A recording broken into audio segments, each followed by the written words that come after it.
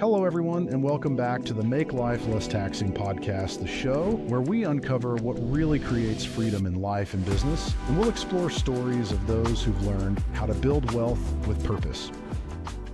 Hello and welcome everyone back to the Make Life Less Taxing podcast. Today, we're joined by Niko Bruno, founder of Insured Wealth Financial Strategies, helping entrepreneurs and incorporated professionals design smarter, tax-efficient financial strategies. Niko, welcome to the show. Thank you for having me, Daniel. Awesome to have you on. Hey, Niko, can you share a little bit about you and the work that you do? Yeah, absolutely. On a personal note, a little bit about myself. I'm a family man. I have a wife with a new son, 6 month old. So that's a blessing in disguise. I'm an entrepreneur. I'm someone that's very into health and wellness. I'm that guy that looks at the ingredient label. When I would go to the grocery store, instead of taking 10 minutes, it would probably take me an hour because I'm always checking the label. Now it's almost second nature to me, but that is a subject that is very dear to me because I think that longevity is very important. 100%. Longevity as well as finances. So those are the two things that I'm a numbers guy, so I love the most. And in regards to the work that I do and we do, um, in a nutshell, I mean, ultimately we help business owners and incorporated professionals with risk management solutions and tax minimization solutions. And we do that by incorporating different corporate strategies in conjunction with proper financial tools Nice. within their current corporate structure. And of course, I had written the corporate wealth blueprint, and so I do recommend everyone to download that. But that corporate wealth blueprint, there's a philosophy in terms of the retained earnings optimization plan, and it's a three-step plan, which there's a whole process involved that we take our client from A to Z. And so I highly recommend that you download that, and it gives a good sense of the work that we do. That's perfect. And we'll have the link in the show notes. So, and you talk about two things, health and money. And I think that's something that's really important. And those are the two things that are kind of taxing on our lives when it comes down to how we're taking care of things. Now, Yeah. Niko, what led you down this path in into financial services?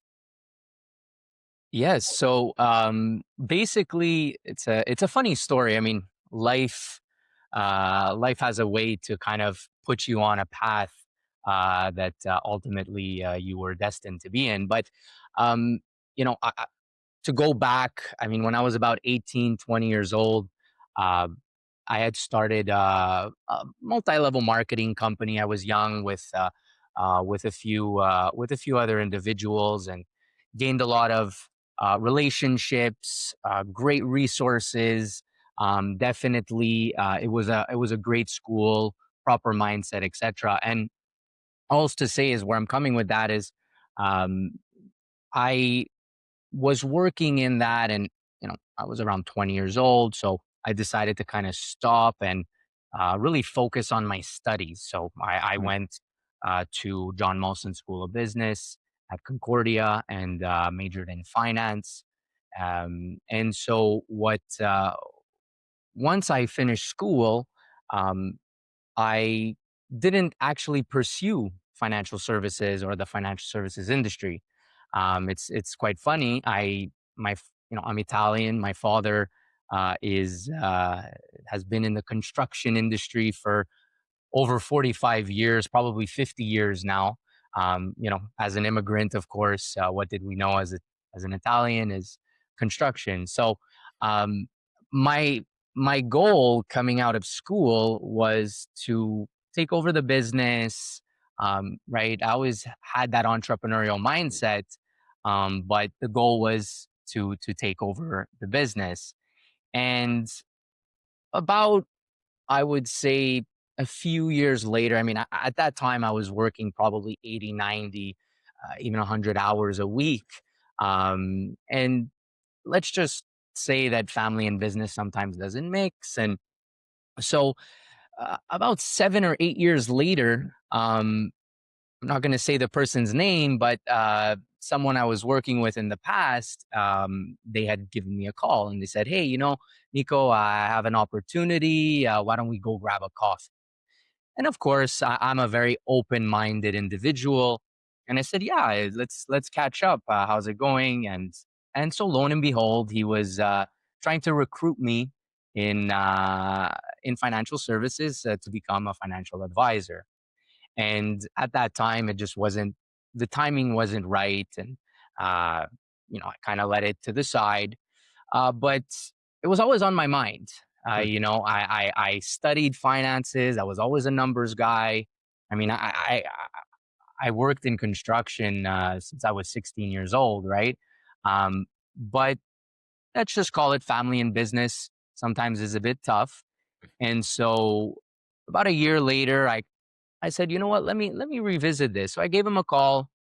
I said, again, I'm not going to say his name, but we grabbed the coffee again, and that was really the start to where my financial services journey in this industry started Yeah. about 9 years ago. Yeah. Uh, And over time, I basically uh, gained knowledge, got my financial planner's license.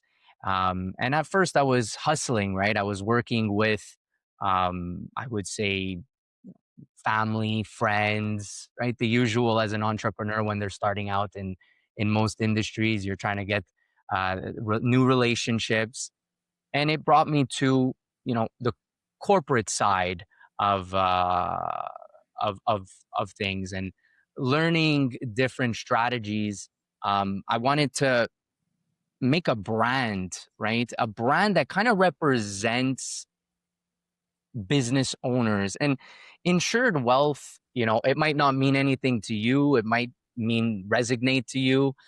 But for me, there were when we were working with our marketing agency, trying to come up with a brand, a proper brand. We probably went through 100 names, if not more.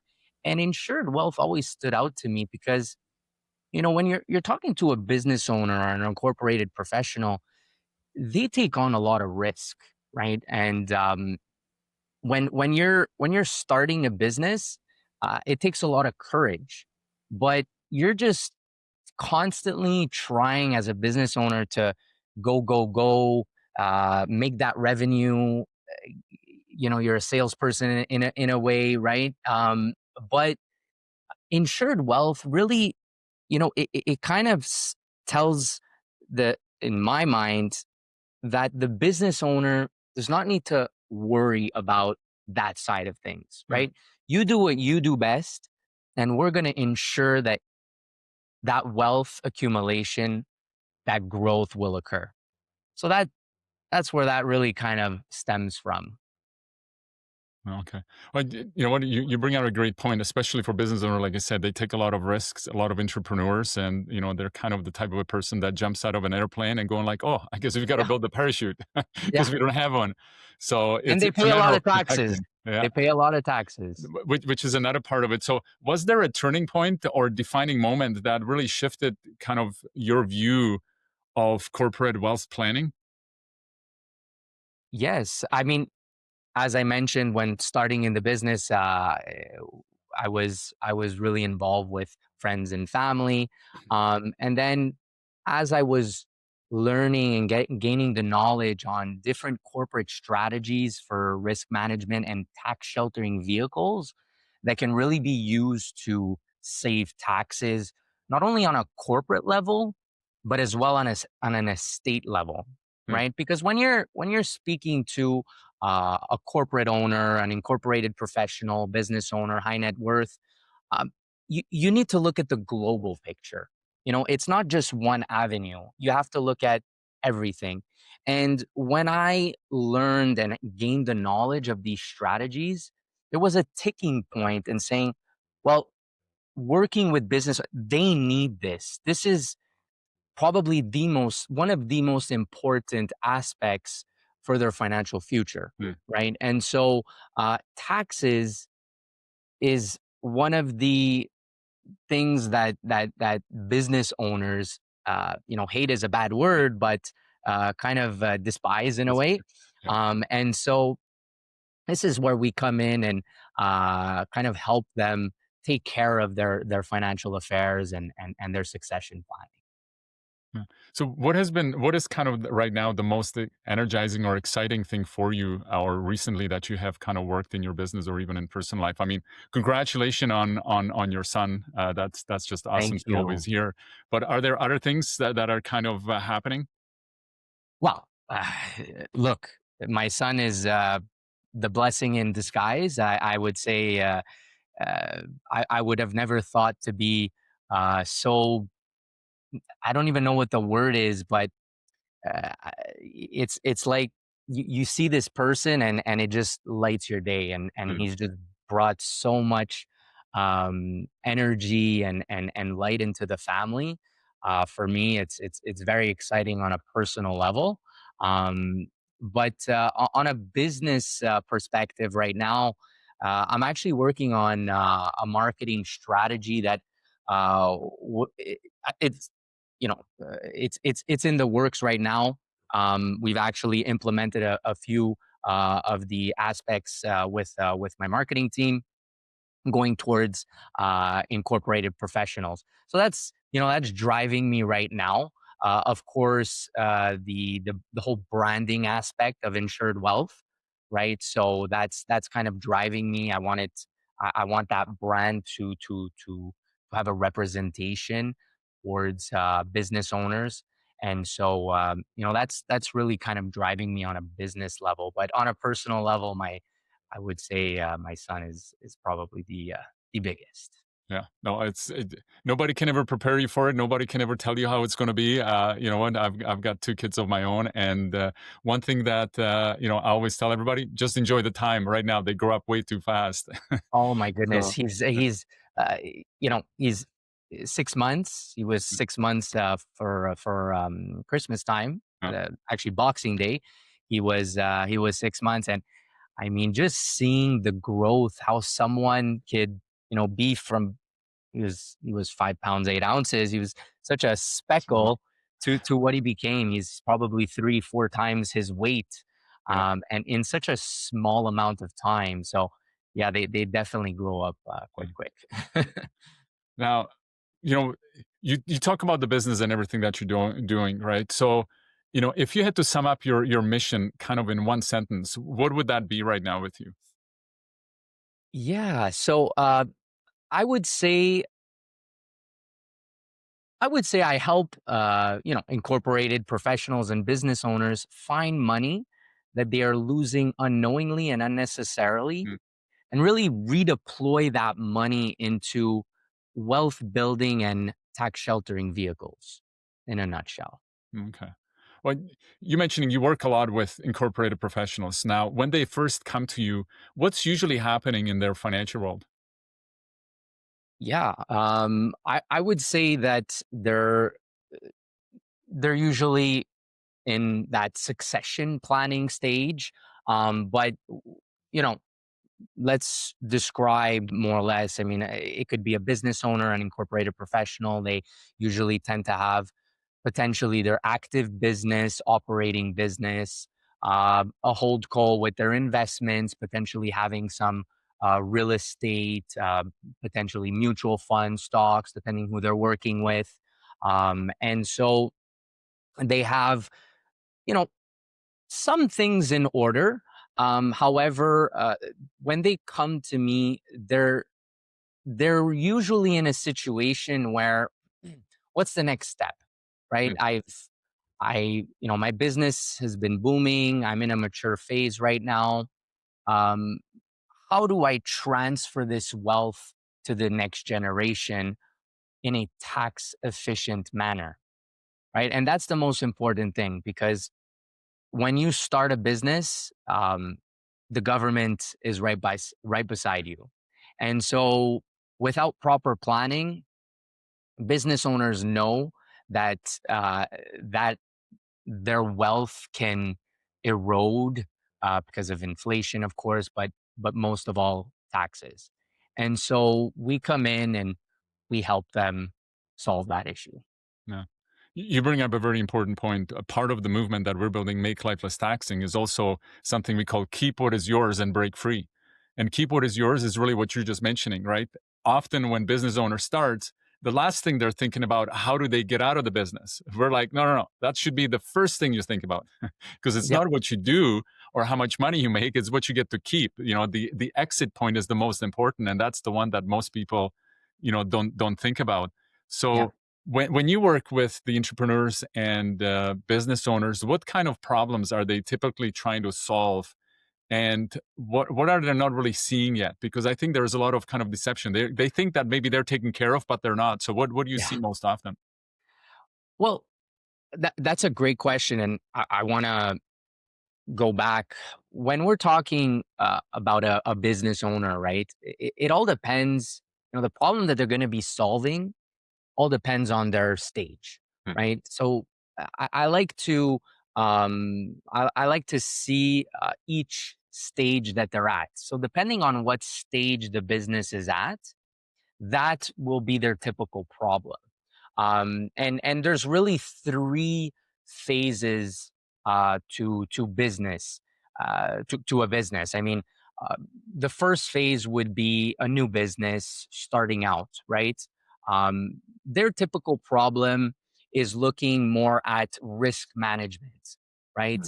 Um, they want to see, is there a buy sell agreement within the company? How do we fund that buy sell? Are there key people within the business? Incorporated professionals, of course, usually they're the sole breadwinner in the company. So we're looking more on the risk management, trying to solve for those types of new businesses. The second phase is what we call the financial planning phase, if you will, and this is where the business is more established, right? So revenue is being generated. There's retained earnings in the business. Things are going well, and now we're implementing different different tools as well as different benefits within their financial plan. Of course, looking at retirement planning potentially, maybe opening up a holding company where their accountant would potentially do. So this is really the second phase. Yeah. And the third phase is what I call the business succession, right? This is where, as I mentioned earlier, most of my clients are coming to me when they're at a mature phase. I mean, not to say that I haven't seen all the other three phases, of course, but the business succession phase is where now they're thinking about, well, how do I transfer my wealth to the next generation? How do I do that efficiently? Yeah. Right? How do I remove or strip the earnings in the company, right? Because you've created so much wealth now, but if you decide to just take out all the money within the company, of course, there's going to be a huge imposition, and no business owner would wants to pay the government a lump sum amount. So this is where we're going to be looking at different aspects on how we can transfer wealth in a more tax efficient manner, so that way our wealth does not erode because of those taxes. And it all comes with proper planning. It's building a solid foundation from the get go, right? And it kind of coincides to the next steps. Yeah. So, that's really, and what they're not seeing, to answer your question about what they're not seeing yet, it's really the fact that there are different ways that look, you can't avoid taxes. That's we can't say that you could avoid it 100%, but proper planning can decide how much will be going to the government. Without proper planning, of course, more would. With proper planning, a lot less would be going to the government. Yeah. Yeah, you bring a great point. Like you said, taxes inevitable. It's got to be paid. There is a different ways how to, and who pays it and how it's paid, but it still has to be paid from that business. But how much and how it's paid, that is the choice that the business owner has, Yeah. right? And look, there's ways to defer, right? Yeah. But anyhow, of course, we work with a different team of professionals. We obviously collaborate with their team of professionals as well. They're always going to have an accountant, a lawyer, a banker, a financial institution that they work closely with. So these are the key parts to having a proper plan in place. It's all a matter of collaboration. Yeah. I know exactly. Now, was there a moment when, as you started working with incorporated businesses and looking at corporations, that you realized that there was just so much capital just sitting dormant in so many corporations? Absolutely. I was actually very surprised how much, business owners don't realize that there's just money sitting idle. Um, I didn't think it was relatively high like that, but, most business owners are not really aware that there is a lot of money doing absolutely nothing in their corporation, and it's actually losing money over time, right? I mean, uh, in a corporation, investment income is taxed at the highest not marginal, but the highest tax at, depending on which province you're in, but could go up to 51%, right? And keeping that money idle in your corporation will actually derode over time, because now the value of money today, $1 today, does not equal $1 tomorrow. And imagine having your business for the next 20, 25 years. uh, you've lost money over time rather than making money, right? And Yeah. so this is where we address those key those key problems, or key aspects, and we kind of spot those opportunities to enhance their corporate wealth over time. Yeah. Yeah, you bring a great point, and I think this is what it comes down to. And my next question kind of goes along with that, because you've mentioned that income alone doesn't really create freedom. Same thing as you just mentioned, investment income is taxed a little bit differently. So it's a matter of how do you go and do that, right? So as I mentioned, you said income alone doesn't create freedom, structure does. Can you expand and on that a little bit more? What do you mean by that? Yes. So, I mean, if you focus on the wording, income alone doesn't create freedom, structure does. And in other words, it's not a matter of how much you're making, but it's more so what you do with it, Hmm. right? Because it's great, your corporation is generating revenue, having retained earnings. That is key, right? Because a business with losses is sometimes not good over time, right? You might as well close shop. But it's a matter of what you do with those retained earnings. It's a matter of how you structure those retained earnings, and that's what's going to give you the freedom over time, not having to think. Every business owner on the top of their mind is like, okay, how much taxes am I going to have to pay now? What's the next step? How much, right? So, and that's where their accountant is going to tell them at the end of the year, okay, this is after they do your financial statements, they'll tell you exactly. But they always have that on the top of their mind. So it's a matter of really structuring it properly and using that money efficiently. Hmm. Yeah, you bring out a great point. Again, it's what you get to keep at the end, and how what you get to keep depends how you Absolutely. structure it, Yeah. right? If it's not structured properly, it's going to erode over time. Now, Mhm. why do you think so many professionals and business owners are successful, but never really get to experience the true wealth and freedom that that is possible for them? Simply, they don't know how much tax they will eventually have to pay, Hmm. and they don't know that the compounding effect over time can really, I think it's Warren Buffett that said, or I forget who it was, but the compound effect. I read a book from Darren Hardy called The Compound Effect. Hmm. I don't know if you've ever read that book Yeah. before, but that was the compound. It basically illustrates the compound effect over time.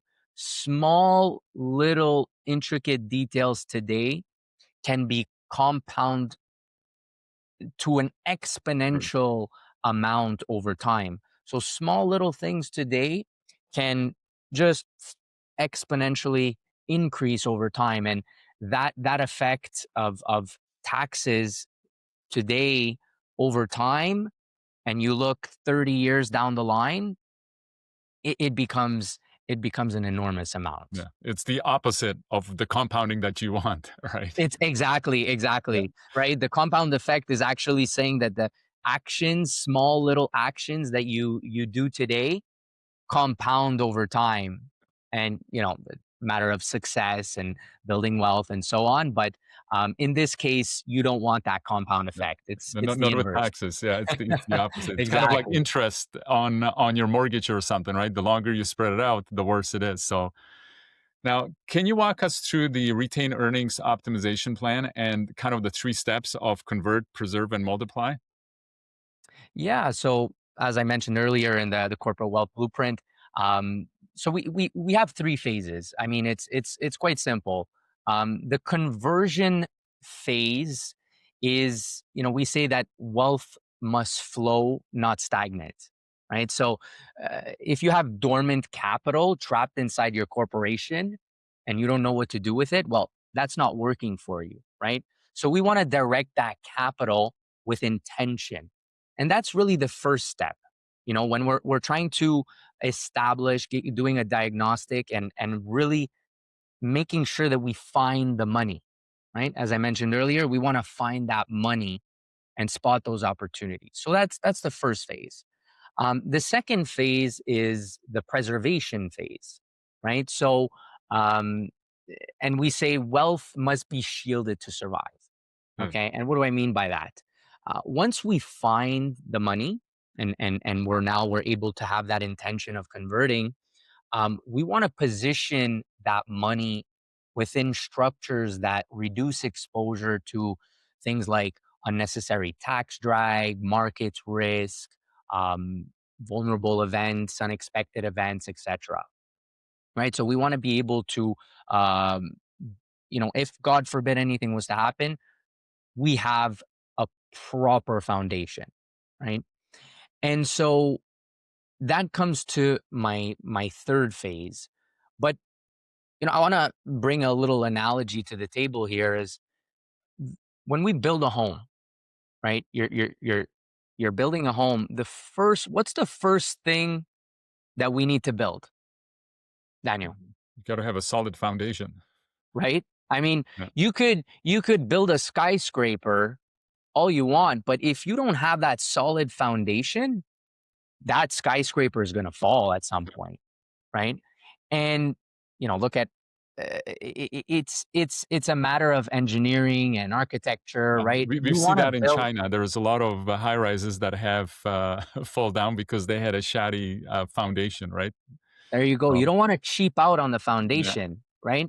Because if that foundation isn't solid, everything you build will crumble Hmm. tomorrow, right? So we want to be sure that you have that solid foundation, and now we could start building the walls, and then everything else becomes easier and easier. And that goes into the third phase, where the multiplication phase, right? So when you have structured wealth and a solid foundation, that will compound more efficiently over time. Hmm. And so now that we built that foundation, that long-term growth will accelerate at a much faster pace. And this is where we can start thinking about leveraging opportunities, tax efficient wealth transfer to the next generation. And this is where we want to kind of multiply our wealth. Yeah. So this Well, is really, again, this is just a high level in a nutshell kind of aspect. But of course, when we work with the client, we kind of look at everything on a holistic point of view. Yeah. Well, speaking of your clients, can you share a story where, a client's clarity around the structure completely kind of shifted and, the way that they were thinking about their personal finance or their situation? Yeah. So let's see which I okay. So I have this file kind of resonated to me. It was an incorporated dentist, and uh, he had a few companies. He had a partner. He had two clinics with his partner. Everything was him and his partner. Everything was 50-50. They owned some real estate as well. He had a sizable amount of corporate investments as well as personal investments. So, he was doing very well for himself. I would say he was really a go-getter. I mean, he was a dentist, but man, he understood a lot of aspects. And what was great about this individual is when I was spoke to him, he he knew it came easy to him. But there was when we spoke and kind of looked at his whole situation. This is where we brought in our our TEP, so trust and estate practitioner, our tax specialist, of course, and we kind of worked together, and we were able to look at his situation in a different aspect, right? Because now he's built his wealth, but how do how does he transfer that wealth, Yeah. right? And also, what is he going to do when he potentially sells his book of business, right? And so there was one aspect that he wasn't really aware of, and what we found is that with his situation, we were able to incorporate different tax sheltering vehicles within the corporation. So he kind of avoided, you know, of course, he had his stocks, he had his portfolio. That's one thing, but we were able to implement a strategy where he had a tax sheltered vehicle in which this vehicle will eventually enable the estate to pull money out tax free. And we did this by electing a special account. Okay, and this special account basically, um, when he's transferring his wealth and he's not there anymore, and the next generation will inherit, you have two levels of taxation, right? You have the corporate level of taxation, and now you have the estate level. It's fine and dandy that you have money and stocks and real estate sitting in your company, but how does the estate pull that money out, right? There's going to be a level of dividend tax, Hmm. and a dividend tax, depending again the province, but it could be as high as 46-47%, right, hovering a few Yeah. percentage points. So imagine having $10 million sitting in the company. Potentially they sell the real estate properties, and now you need to your estate now wants to pull that money. Well, you just eroded half of that money, or potentially almost half, right? So we were able to elect, he will eventually, with this tax sheltering vehicle, he will eventually elect this special account where he will be able to pull, not himself, but his estate, to pull the money tax free, Hmm. right? And on top of that, we were able to uh, take that vehicle and actually leverage it with a financial institution. So all of the contributions that he was putting into this vehicle, he was actually able to leverage that, and he reinvested that money right into stocks, and he was big on stocks. He was very good on trading. Like I said, dentist, uh, wasn't just a dentist. He had a couple of things, but there were a few things that he did not know.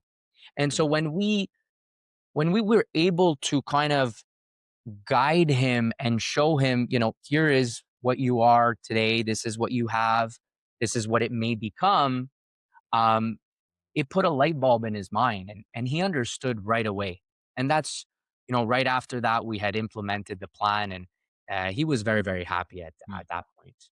That's a great story, and I think you probably speak to a lot of people that think they come in, they think that they're fine, but fine doesn't necessarily mean that they're really optimized, right? And that it's properly Yes. structured. So how do you help someone to really see the difference between thinking, hey, everything's okay, to like, well, hang on, there are things or pieces that you're missing? Oh, you don't know how much I hear this, Daniel. Um, Oh, I'm fine. I'm fine. Most business owners think they're fine because they have their accountant. Their accountant might set up a trust or a holding company, and because they've set up these different corporations or different identities, um, their situation is actually far from being optimized. Accountants do what they do best, and first off, you need a tax accountant in order to reduce have strategies to reduce taxes.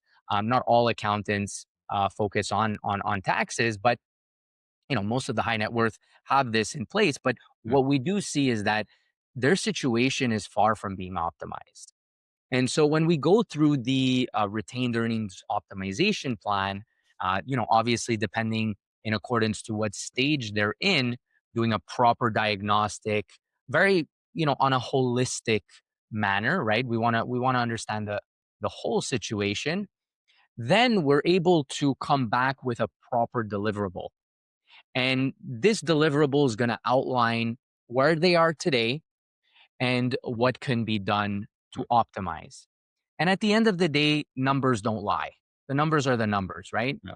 So when you come back with a clear intention and you're able to show that to the client, now that light bulb Hmm. kind of goes on in their mind. So, so what's one mindset shift? As we're talking about this, you wish that more incorporated professionals made when it comes to their retained earnings and corporate planning. Yeah. And I would say not just incorporated professionals, but business owners in general. Mm. One thing when you start a business, I you need to understand that the government becomes a silent partner, Hmm. right? They own a piece of the pie, right? And that piece of the pie, without proper planning, they will ultimately get a bigger piece of that pie. And if you want your wealth to potentially go to different foundations, different charities that you truly believe in, or the people that you care for, proper planning is essential. Hmm.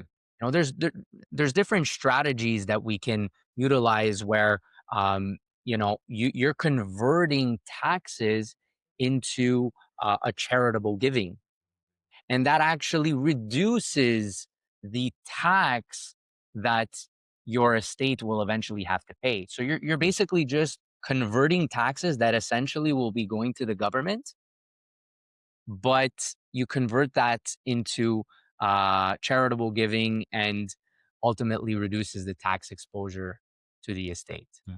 I think the major difference is, I mean, put it that way, even if you're not a business owner, nobody likes paying taxes. I've never heard anybody, oh, I'm so happy how much tax I pay. But I think the difference is, especially when you're incorporated, you've got more options how to actually reduce or alleviate or defer that tax as opposed to kind of the traditional things. And I think this is kind of the major point that I'm hearing you saying. You got to go and make sure that everything's structured properly. So when Yep. someone leaves, a strategy session with you, what do you want them to kind of feel the most? How do you kind of want them to be walking away from from a meeting with you? Clarity. Hmm. I want them to have, I think this is very important, is clarity on their current situation, right? You need to understand your current position. to then go forward, right? I believe that knowledge is power, but you need to have the knowledge of where you're at today, and then the decision becomes easier, right? And so you have to have an open mind, right? Of course, but we want to have a certain relationship with that client, and have we want them to have the confidence in working with my team and I, so we're able to spot those opportunities where we can optimize their wealth over time.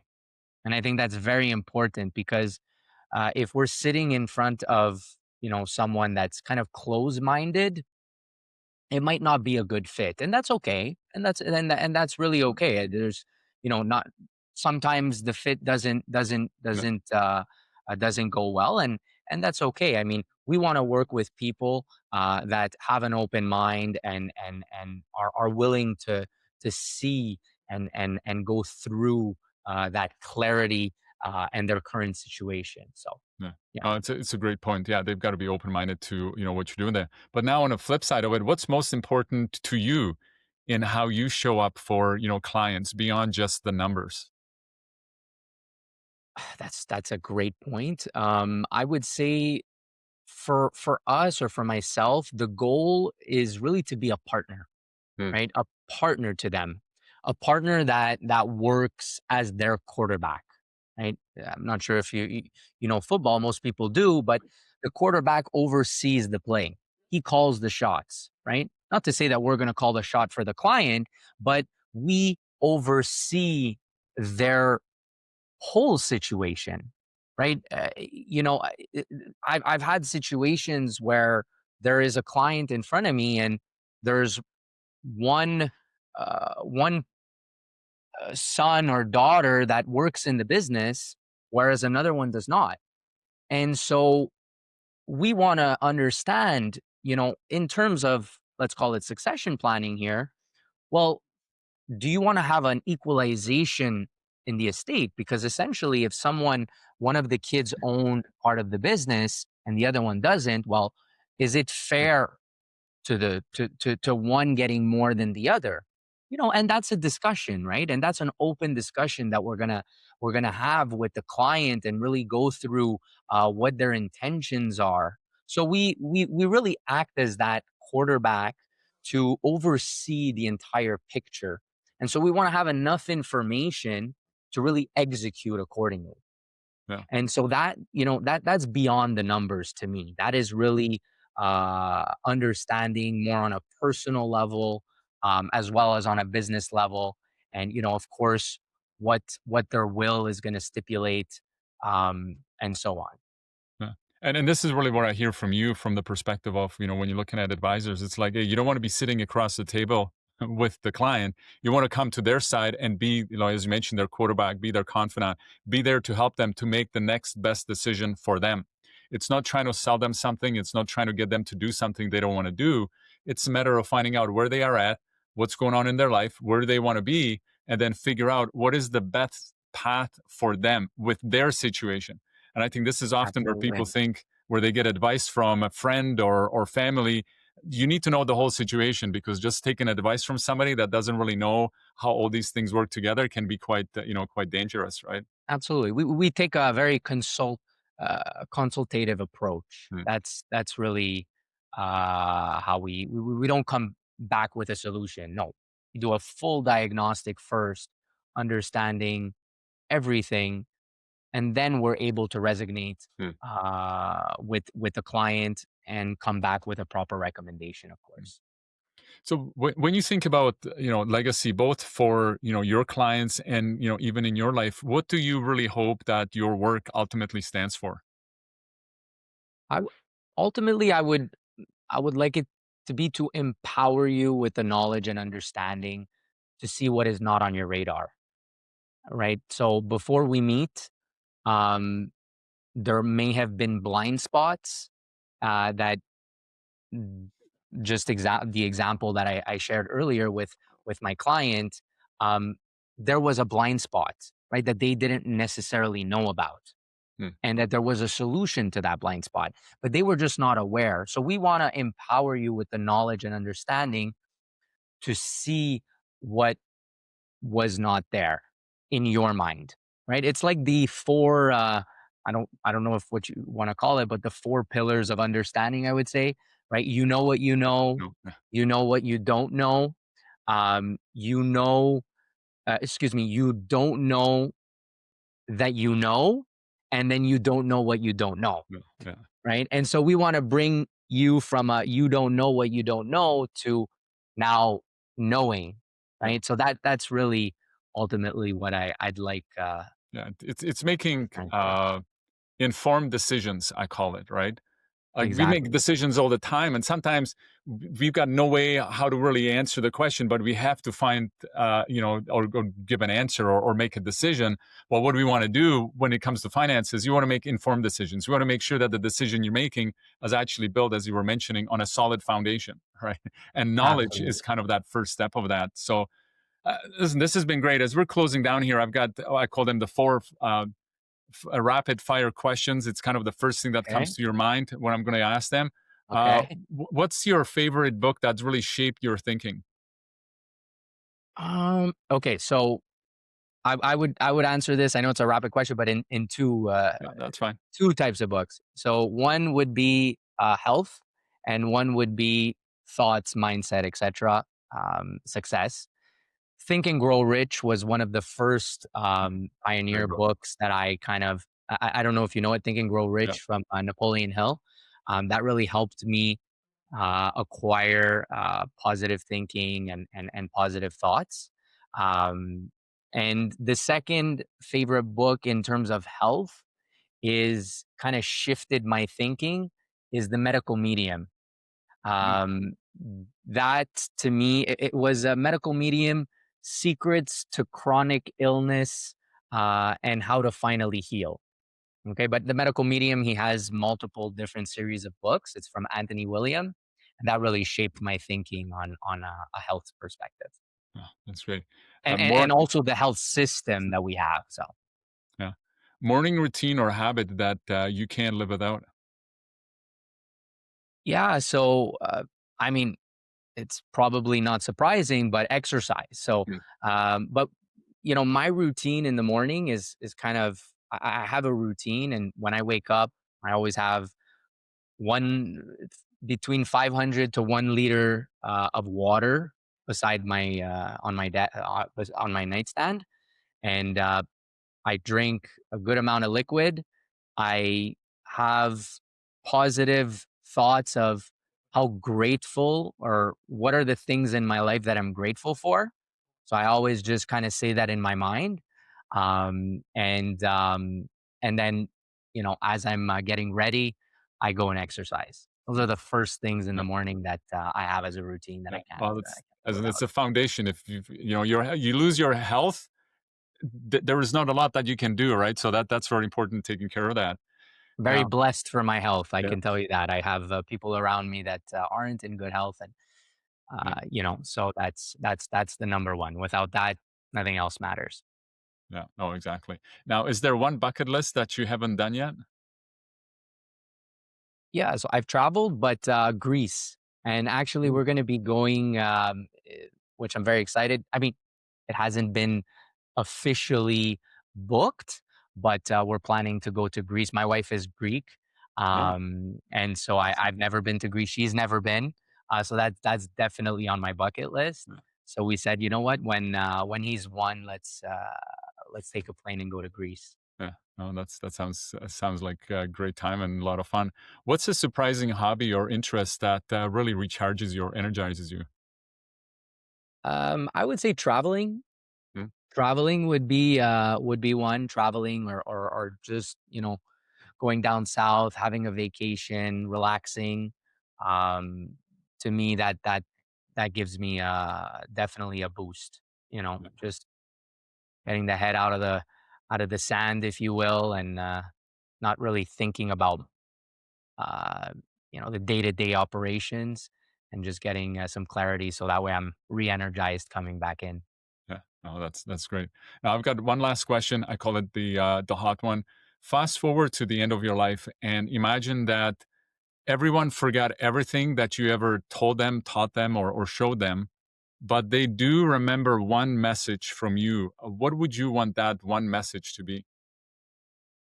Um, I would say focus on your thoughts, Mm, right? Your internal thoughts is usually a representation of what's happening around you in your life, right? And mm, so, and there's Tony Robbins. I don't know if you know who Tony Robbins yeah, is, but he's very well known in the personal development and self development. Um, and this was a long time ago that I read this quote.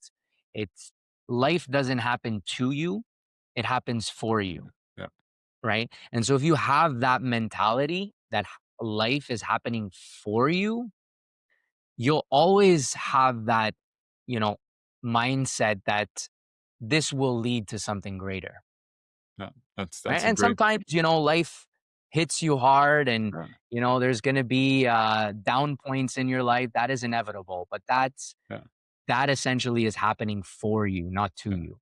Well, so I have a saying from one of my coaches that I work with, Myron Golden, and he says this. He says, Daniel, life is always working for you. It's either working for you or it's working on you until it can work for you. And this is the whole idea that maybe there's something that you need to learn, I love right? it. And I and love and I it. believe that God kind of has a very great sense of humor because sometimes when things happen, you're like going, okay, there's a million different ways I would have done that, but hey, Yeah. it is Yeah. what it is. We got to go And and you know take it what? that When way. you're in the moment, Yeah. you don't actually think Off. that this is happening for you, right? But then when you kind of go back a few years ago or 5 years ago, like I was, I guess, destined to become in this industry, right? Because essentially I was supposed to take over the family business. Mm. That was the goal. Um, but life has a way of putting things in order for you. Yeah. No, we listen, when something's happening, we don't know why it's happening. But yeah, there are many instances where when you're going through it, you're like, God, why is this happening to me? And Yeah. then, yeah, 6 months down the road, you're like, oh, God, thank you so much that you allow that to happen in my life because now it has turned into something positive. Yeah, it's Yeah. tough sometimes when we're going through a situation where we don't understand the whole situation. But yeah, Yeah, having and that. and and that's why I believe, having that open mind, Mm, you don't know what this person is going to lead you to, or yeah, this thought, or this new thing, right? So having that open mind, I think, is very yeah. important, because you never know when the next opportunity will come. Yeah. And listen, that's the whole thing. I mean, that's what I'm hearing you. That's what you do with clients, right? Like, hey, we got nothing to sell. We just got to find out where you are, what are the problems, what are the challenges. Can we help you to optimize what you're already doing, right? And until you have Exactly. that conversation, it's very difficult to go and give somebody advice because you really can't, and we were talking about health and finances. It's the same thing, right? Like you don't go to the doctor and say, oh yeah, my arm hurts. And the doctor goes, oh, just here's a prescription. No, they need to do the proper diagnosis. They need to find out what's going on What's because the root usually, cause, yeah, what's right? the root What's the cause root then cause? could be What is something the root? completely different than your arm, for an example. So Exactly. no, Yeah. that's Yeah. listen. Wow, what a powerful and perspective shifting conversation, Niko. Thank you for sharing your journey. Where can people find out more about you and the work that you do? Yeah, well, one is, of course, download the Corporate Wealth Blueprint. That's going to give you a good insight. You can visit our website at insuredwealth.ca. We're all on the main social platforms, social media platforms, Facebook, LinkedIn. You could add me on LinkedIn as well, Niko Bruno. And yeah, that would cover all of the social platforms. I would say we're on LinkedIn, Facebook, and Instagram. Perfect. So if you're listening, be sure to check out Nico's website and all of the tools. We're going to have the links and everything in the show notes. And see how Niko can help you to really create and design, right? Uh, you know, kind of really protected and meaningful finance, for your situation. And again, really customized. Niko, thank you again for your time and your message. And remember, making life less taxing isn't just about money. It's about freedom, clarity, and purpose. Keep building wealth, keep protecting Absolutely. your legacy, and keep living the untaxable lifestyle. We'll see you next time on the Make Life Less Taxing podcast. Thank you again, Niko. Thank you, Daniel. Thanks for joining us on this episode of Make Life Less Taxing podcast. Be sure to check out our other top advisor interviews at makelifeLessTaxingPodcast.com.